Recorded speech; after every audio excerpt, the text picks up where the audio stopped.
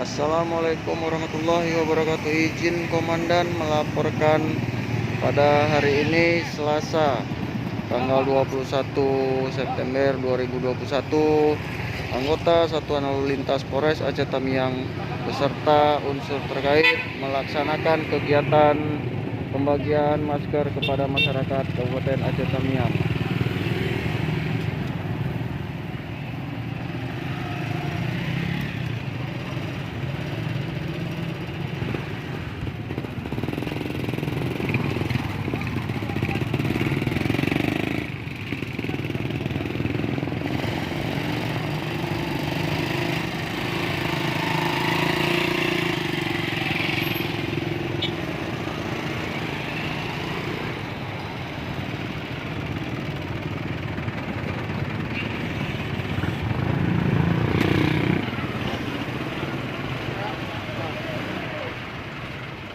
Oke.